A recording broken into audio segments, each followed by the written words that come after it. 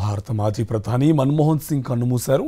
గురువారం రాత్రి తీవ్ర అస్వస్థతకు గురి కావడంతో హుటాహుటిన ఢిల్లీలోని ఎయిమ్స్కు తరలించారు. అత్యవసర విభాగంలో మన్మోహన్ సింగ్కు చికిత్స అందించారు. చికిత్స పొందుతూ ఆయన తుది శ్వాస విడిచారు. మన్మోహన్ సింగ్ వయసు ఇప్పుడు 92 సంవత్సరాలు. మన్మోహన్ సింగ్ అస్తమయం వార్త తెలియగానే యావత్ దేశం దిగ్భ్రాంతికి గురైంది.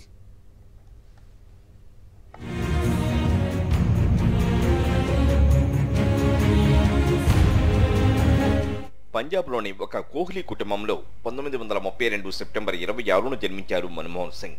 పంజాబ్ యూనివర్సిటీలో BA/MAలో టాపర్గా నిలిచారు. ఆ తర్వాత కేంబ్రిడ్జిలో విద్యాభ్యాసం చేశారు.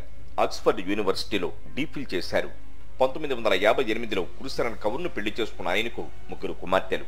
1971లో డాక్టర్ మన్మోహన్ సింగ్ భారత ప్రభుత్వంలో వాణిజ్య మంత్రిత్వ శాఖలో ఆర్థిక సలహాదారుగా చేరారు.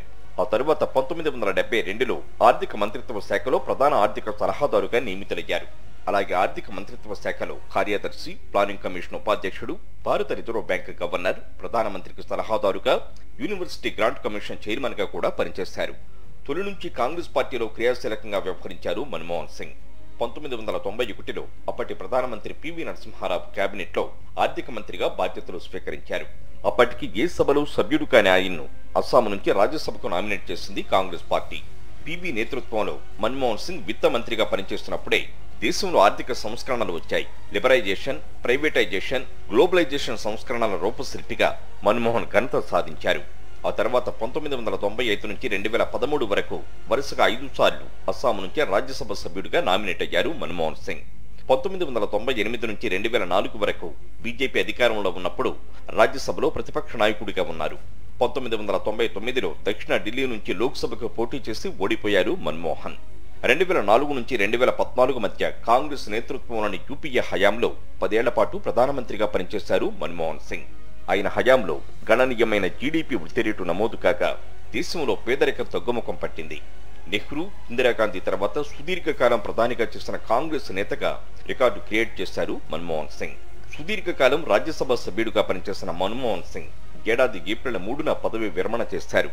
2 సార్లు దేశానికి ప్రధానమంత్రిగా పనిచేసిన మన్మోహన్ సింగ్ తన హయాంలో ఎన్నో సంస్కరణలకు శ్రీకారం చుట్టారు. తన పాలనపై శ్రద్ధ, పని పట్ల అతని నిబద్ధత, నిరాడంబరమైన జీవితంతో ఎంతో గుర్తింపు పొందారు. మాజీ ప్రధాని పివి నరసింహారావు ప్రభుత్వం చేపట్టిన ఆర్థిక సంస్కరణల్లో RBI గవర్నర్ హోదాలో మన్మోహన్ సింగ్ కీలక పాత్ర పోషించారు. మన్మోహన్ సింగ్ హయాంలో గణనీయమైన జీడీపీ వృద్ధి నమోదు కాక దేశంలో పేదరికం తగ్గుముఖం పట్టింది. డాక్టర్ మన్మోహన్ సింగ్ నిరాడంబర జీవితం గడుపుతున్నారు. ఆయన ప్రజాసేవ జీవితంలో అనేక పురస్కారాలు, గౌరవాలు వరించాయి.